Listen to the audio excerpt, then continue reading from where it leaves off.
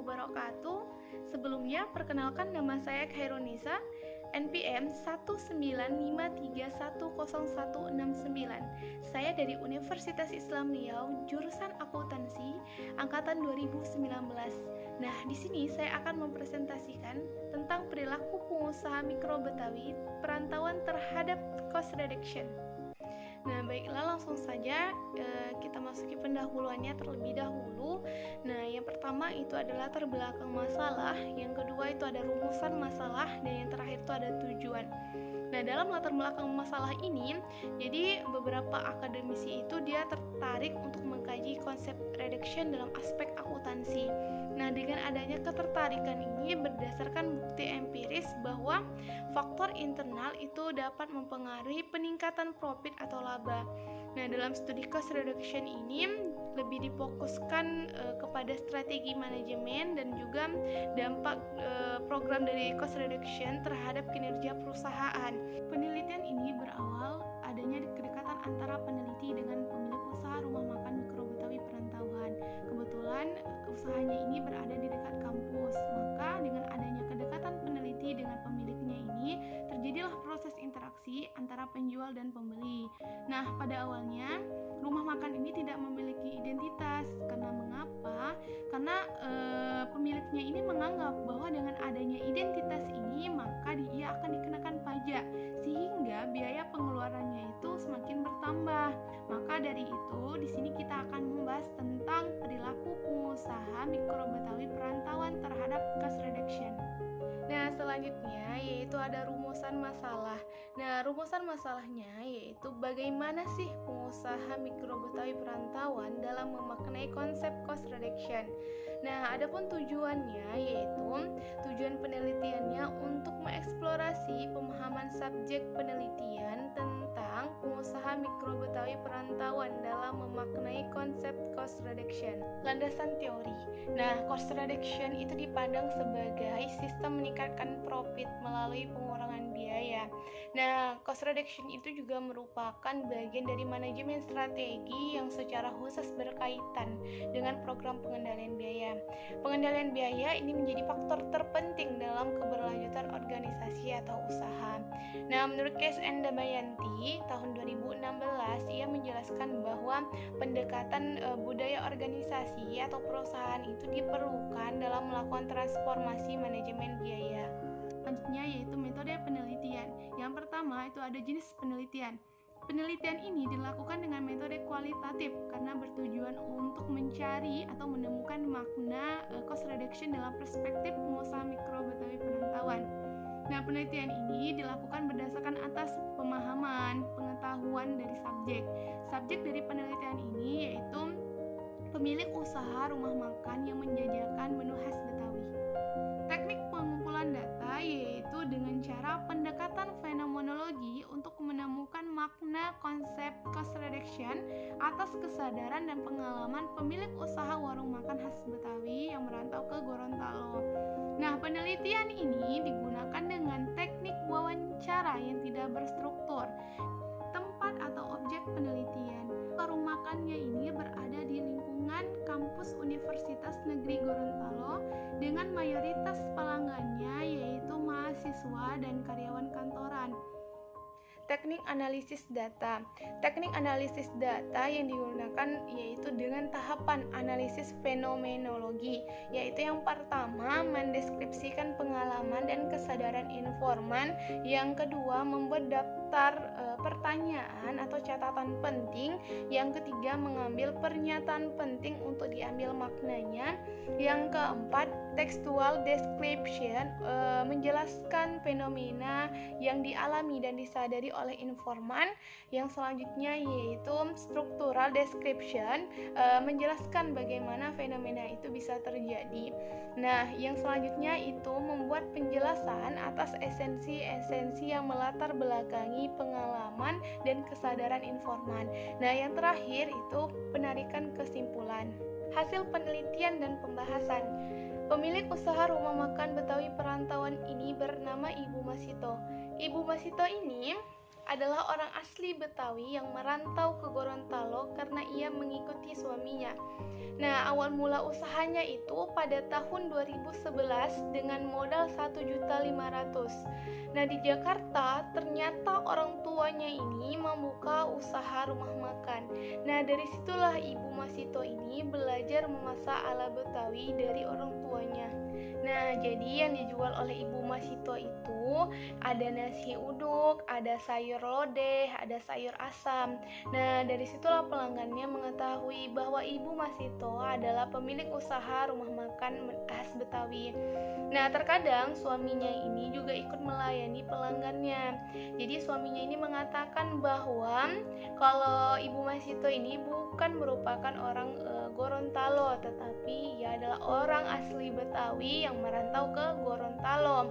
Nah, dari sinilah peneliti itu mengetahui bahwa Ibu Masito ini adalah pemilik usaha rumah makan perantauan khas Betawi. Peneliti menanyakan kepada pemilik usaha warung makan khas Betawi perantauan ini, kenapa sih warung makannya ini tidak memiliki identitas atau nama warungnya. Nah, orang-orang di sekitar tuh hanya mengetahui rumah makan ini adalah rumah makan khas Betawi. Nah, ternyata Ibu Masito ini sengaja tidak memberikan identitas atau nama warungnya karena ia menganggap bahwasanya dengan memberikan nama atau identitasnya ini ia bakalan dikenakan pajak sehingga biaya pengeluarannya ini semakin bertambah. Peneliti memberitahu Ibu Masito tentang kelemahan bila usaha tidak diberikan identitas dan juga memberikan pemahaman tentang pajak. Nah, setelah itu sebulan kemudian peneliti ini melewati warung makan Ibu Masito. Ternyata usaha Ibu Masito ini sudah ditempel papan nama atau identitasnya dengan nama Warung Makan Amanah. Nah, Ibu Masito memahami bahwa pajak merupakan beban sehingga dapat mengurangi pendapatannya. Jadi, Ibu Masito ini memahami berdasarkan atas pengetahuannya bahwasanya kas yang keluar dicatat sebagai beban. Usaha Ibu Masito ini tergolong usaha mikro. Hal ini berdasarkan atas penjelasan dari Ibu Masito bahwasanya hasil penjualan per harinya ini berkisar 300.000 sampai 600.000. Nah, selain itu Ibu Masito ini menjelaskan bahwa tanah tempat usahanya ini adalah milik mertuanya. Dijelaskan dalam Undang-Undang Republik Indonesia Nomor 20 Tahun 2008 tentang usaha mikro, kecil, dan menengah bahwasanya usaha mikro ini adalah usaha yang produktif orang perorangan yang memenuhi kriteria. Yang pertama, memiliki hasil kekayaannya itu paling banyak 50 juta. Nah, tidak termasuk bangunan dan tanah, atau memiliki hasil kekayaan tahunan paling banyak 300 juta rupiah. Nah, terkadang Ibu Masito juga menceritakan suka dan dukanya dalam mengelola usaha rumah makan. Nah, persoalan yang utama yaitu harga bahan baku yang terkadang tidak menentu gitu kan. Kadang harganya itu naik sehingga membuat Ibu Masito ini susah dalam menentukan harga jual karena Ibu Masito ini memikirkan pelanggannya juga gitu. Kalau harga jualnya naik, maka takutnya nanti pelanggannya juga ikut kecewa dan berpindah ke tempat lain gitu. Nah, Ibu Masito terkadang dibantu oleh suami, mertua, dan anak-anaknya dalam mengelola usaha rumah makan. Nah, dengan keterlibatan mereka, maka jadi upaya mereka ini dianggap sebagai laba. Ternyata Ibu Masito memahami bahwa biaya menjadi penentuan pencapaian laba. Dalam manajemen biaya hanya menggunakan pembebanan bahan baku untuk perhitungan harga pokok produksi. Ternyata pengusaha mikro ini bekerja untuk mengembangkan usahanya tanpa mempertimbangkan biaya tenaga kerja dalam penetapan harga pokok. Nah, selanjutnya itu ada textual description. Nah, textual description ini menjelaskan fenomena yang dialami dan disadari oleh Ibu Masito. Nah, Ibu Masito ini menganggap bahwa cost reduction ini merupakan strategi manajemen biaya untuk meningkatkan keuntungan. Nah, menurutnya pula dalam penerapan cost reduction kita tuh harus memiliki pengalaman atau pengetahuan dalam mengelola biaya agar mendapatkan keuntungan. Dengan kenaikan harga bahan baku, maka Ibu Masito ini tidak menaikkan harga jualnya karena itu bukanlah merupakan strategi yang tepat. Maka dari itu Ibu Masito mengambil strategi memperkecil harga pokok melalui pengurangan porsi, sehingga program cost reduction inilah yang menjadi solusinya. Maka Ibu Masito ini menyadari bahwa pentingnya melakukan cost reduction dalam kenaikan harga bahan baku. Pengusaha mikro Betawi perantauan memaknai cost reduction sebagai strategi mengelola pembiayaan. Nah, jadi dengan strategi ini itu dapat mengefisiensikan biaya untuk menjaga keberlangsungan usaha. Cost reduction bertujuan untuk mendapatkan keuntungan. Jadi, kesetiaan pelanggan adalah faktor penentu dalam keberlangsungan usaha. Selain itu, cost reduction juga dimaknai sebagai solusi dalam mempertahankan kestabilan harga jual agar tetap sesuai dengan harga pasar yang berada di lingkungan yang sama. Selanjutnya yaitu structural description. Di sini menjelaskan bagaimana fenomena itu bisa terjadi. Ada 4 strategi cost reduction pada usaha rumah makan Betawi perantauan. Yang pertama itu menghindari adanya produk sisa. Nah, Ibu Masito ini mengambil strategi yaitu dengan cara produksi bertahap. Strategi ini dimaksudkan untuk menghemat penggunaan bahan baku. Yang kedua yaitu implementasi pemanfaatan produk sisa menjadi bahan dasar menu. Nah, strategi yang diambil oleh Ibu Masito yaitu meracik kembali sisa menu yang masih layak sehingga menjadi produk baru.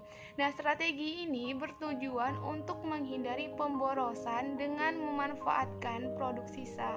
Yang ketiga yaitu implementasi cost reduction dengan efisiensi biaya tenaga kerja langsung. Nah, efisiensi biaya tenaga kerja ini dapat dilakukan dengan melibatkan keluarga. Nah, dengan keterlibatan keluarga itu bukanlah dibebankan ke tenaga kerja, tetapi dinilai sebagai pemilik usaha rumah makan. Nah, yang terakhir yaitu implementasi cost reduction dengan efisiensi biaya overhead. Nah, biaya overhead ini kan adalah biaya transportasi. Nah, jadi Ibu Masito dengan mengefisiensikan biaya transportasinya ini dilakukan dengan cara membeli bahan baku kepada penyuplai atau pedagang langsung. Nilai dalam pengusaha mikro Betawi perantauan yaitu dalam menjalankan bisnis, pengusaha mikro ini memiliki 3 nilai. Yang pertama ada nilai budaya Betawi, nilai budaya lokal Gorontalo, dan juga ada nilai etika bisnis Islam. Jadi Ibu Masito ini memegang teguh prinsip Islam sehingga ia mengeluarkan biaya zakat, infak, dan sedekah itu bukanlah sebagai beban, tetapi ia yakin dengan pengeluaran tersebut dapat meningkatkan pendapatannya. Terakhir, ini adalah kesimpulan. Nah, kesimpulannya yaitu dengan pendekatan fenomenologi, penelitian ini menemukan bahwasanya pengusaha mikro Betawi perantauan ini menggunakan cost reduction sebagai strategi manajemen biaya dalam pengelolaan usahanya. Nah, pengusaha mikro Betawi perantauan ini memaknai cost reduction itu sebagai penghematan biaya untuk menjaga keberlangsungan usahanya. Implementasi cost reduction dilakukan dengan strategi mengurangi porsi menunya.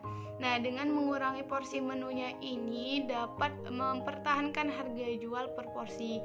Nah, strategi ini bertujuan untuk menjaga kepercayaan pelanggan. Pengusaha mikro Betawi perantauan menganggap bahwa dengan mengeluarkan biaya zakat, infak, dan sedekah itu dapat meningkatkan keuntungan atau pendapatannya, sehingga tidak semua biaya yang dikeluarkan itu dianggap sebagai beban. Konsep cost reduction dalam pengusaha mikro Betawi perantauan ini memiliki 3 nilai. Yang pertama itu ada nilai budaya Betawi, yang kedua ada nilai budaya Gorontalo, yang ketiga ada nilai etika bisnis Islam. Nah, teknik pengambilan keputusan dalam mengimplementasikan cost reduction itu menggunakan dasar perspektif Islam sehingga mengedepankan kepercayaan atau amanah.